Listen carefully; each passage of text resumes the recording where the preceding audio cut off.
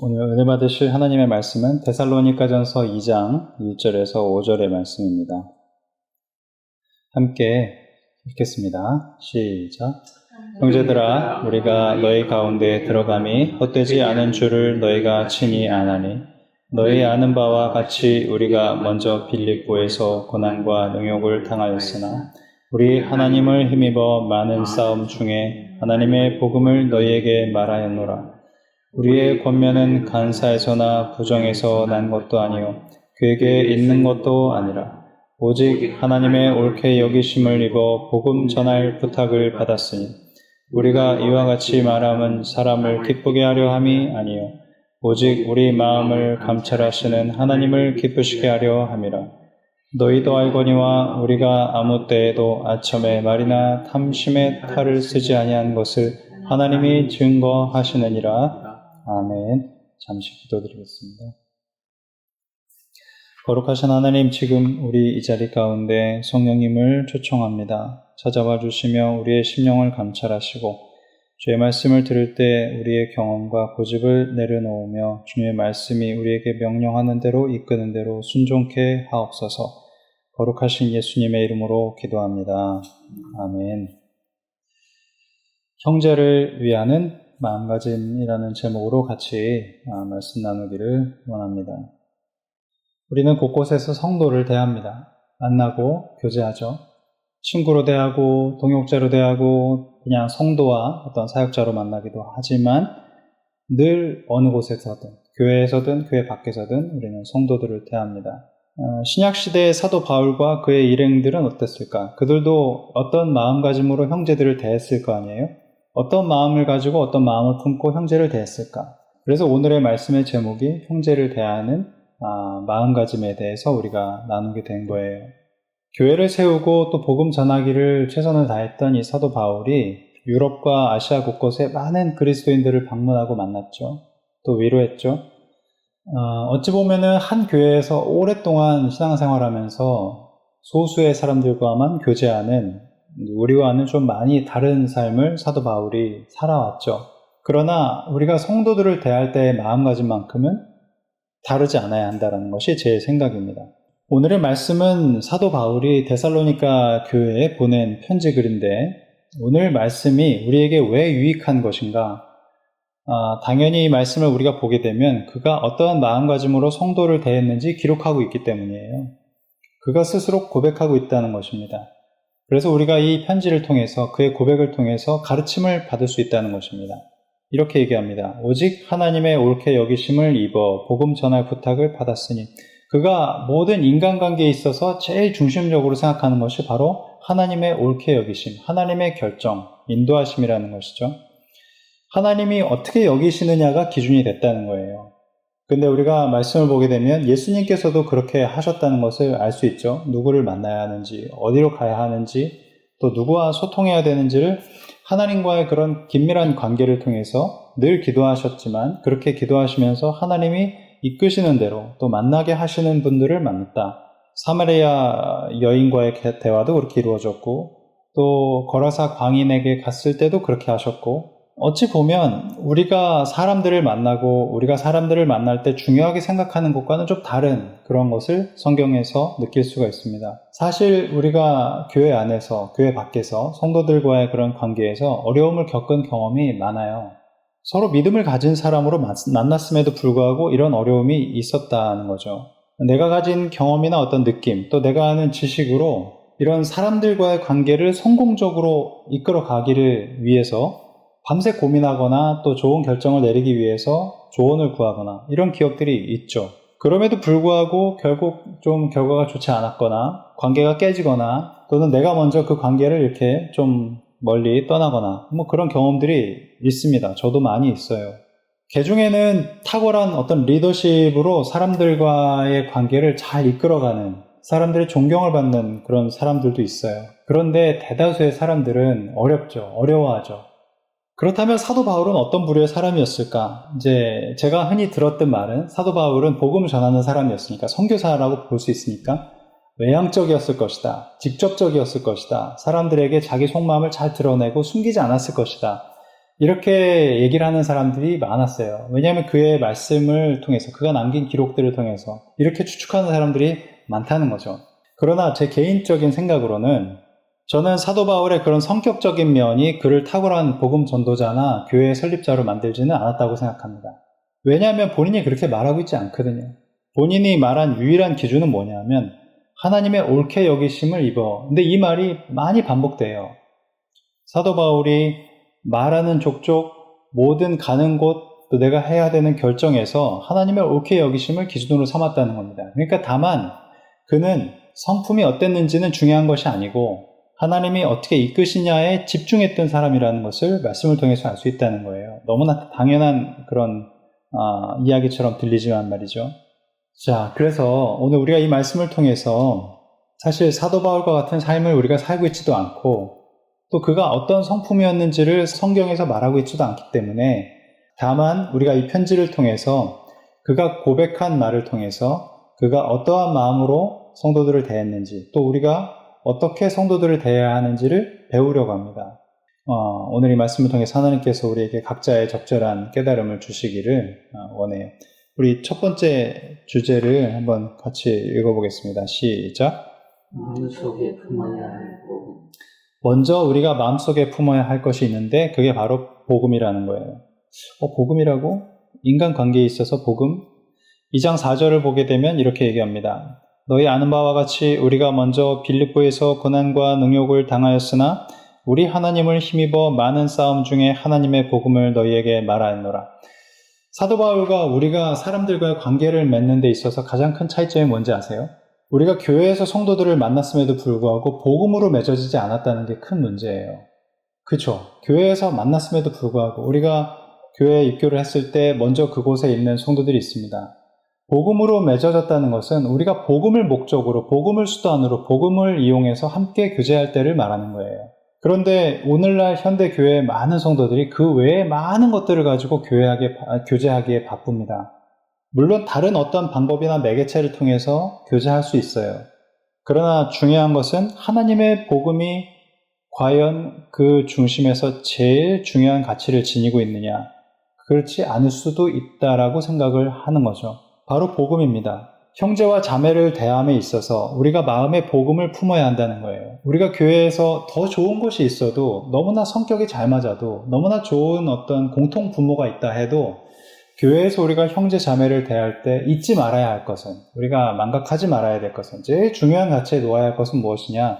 복음이라는 것입니다. 우리가 또 하나 착각하는 것은 무엇이냐면 이미 우리가 복음으로 맺어진 예수 그리스도의 보혈로 우리가 서로 믿음으로 맺어진 형제와 자매이기 때문에 이미 우리에게는 복음이 할 역할을 다 했다고 생각하는 사람들이 많아요.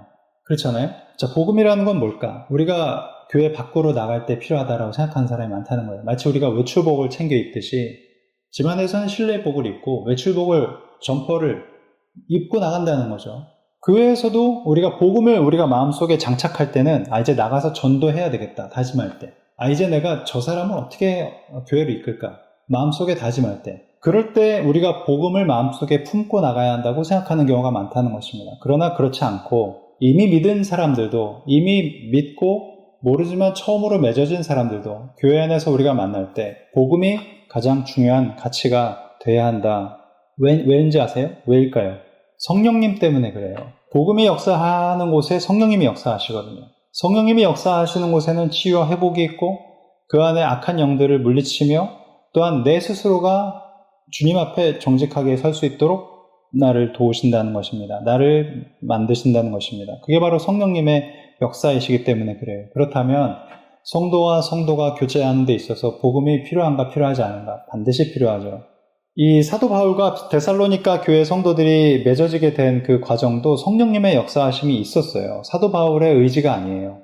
사실은 사도 바울이 2차 선교 여행에서 데살로니가 지방에 복음을 전했는데 그 안에 믿는 사람들이 있었지만 유대인이 또 흉계를 꾸며서 그곳을 떠나게 됐습니다. 강제로 떠나야 했어요. 그런데 하나님께서는 이 데살로니가에 믿는 사람을 통해서 교회를 세우셨고 결국에는 이들과 사도 바울이 연결되어지고 3차 선교여행에서 다시 그들을 결국 방문하게 되는 것이죠.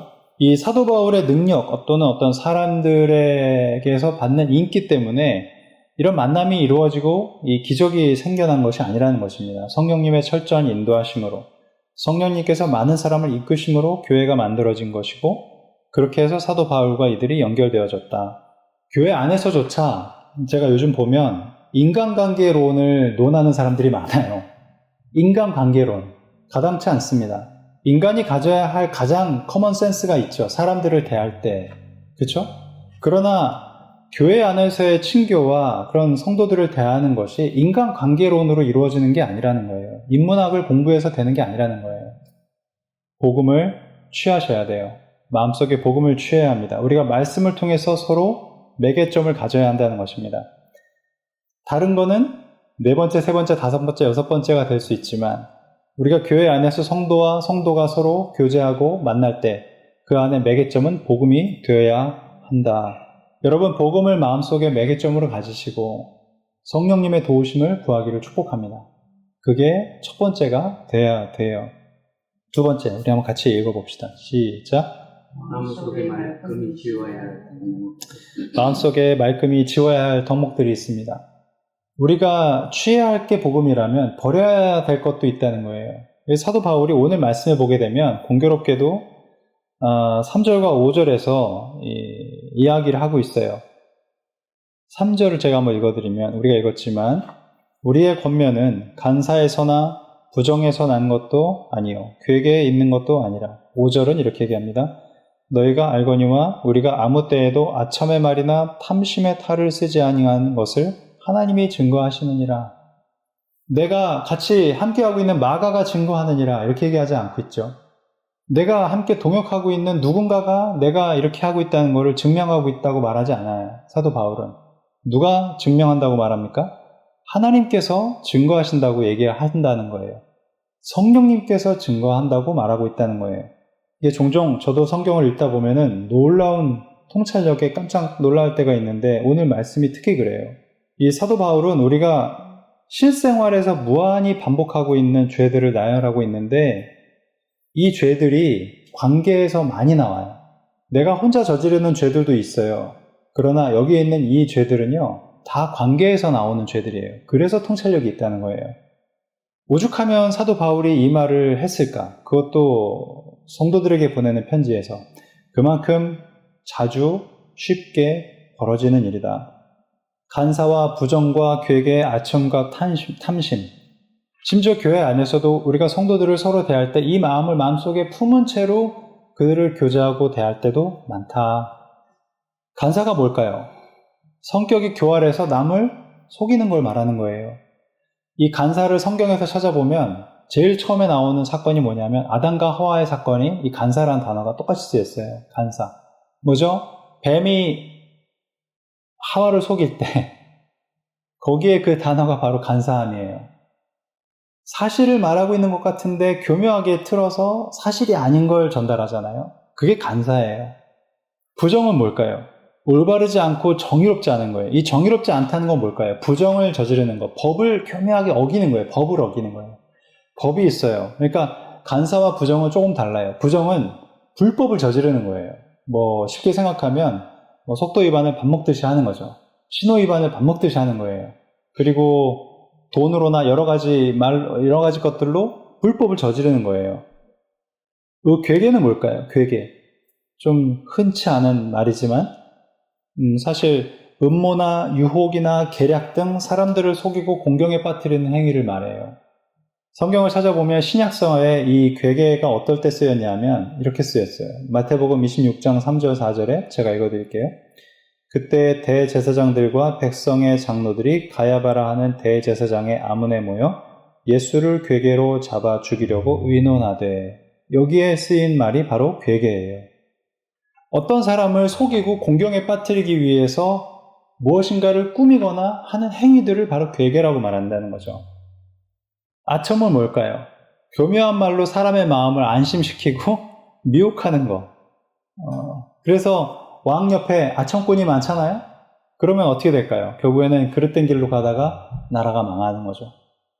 이 아첨이라는 것이 판사의 귀에 들어가면 어떻게 될까요? 판결이 굽겠죠. 아첨하는 사람 쪽으로 판결이 기울어지죠. 그릇된 판단을 하게 만들어요. 로마서 16장 18절에 이 같은 자들은 우리 주 그리스도를 섬기지 아니하고 다만 자기의 배만 섬기나니 공교하고 아첨하는 말로 순진한 자들의 마음을 미혹하느니라. 탐심은 뭡니까? 무엇인가를 갖고 싶어하는 과도한 욕망이에요. 과도한. 욕심이 없는 사람 없죠. 적당히 필요하죠. 살아갈 때 더 경쟁력 있어요. 그런데 그게 과도해지면 어떻게 될까요? 탐심이 되는 거예요. 탐심은 큰 죄입니다. 사도 바울은 어떻게까지 얘기했냐면 이 탐심이 우상 숭배라고 얘기를 했어요. 그러므로 땅에 있는 지체를 죽이라. 곧 음란과 부정과 사욕과 악한 정욕이나 탐심이니 탐심은 우상 숭배니라. 여러분, 이와 같은 덕목들을 마음속에 가진 채로 성도들을 대할 수 있다는 것입니다. 누구든 이 중에 어떤 한 가지더라도 우리가 이런 것들을 가지고 성도를 대해서는 안 된다는 것이죠. 여러분, 그러나 가벼운 것이라도 죄의 형태는 버리라고 그랬어요. 이 중에 어떤 것이라도 살아가기 위해 필요한 것이라고 합리화해서는 안 되는 것입니다. 왜냐하면 그것이 마음속에서 그 상태로만 있지 않고 계속해서 커가기 때문이죠. 새끼를 낳기 때문이죠. 마음을 장악하기 때문이죠. 결국엔 어떻게 될까요?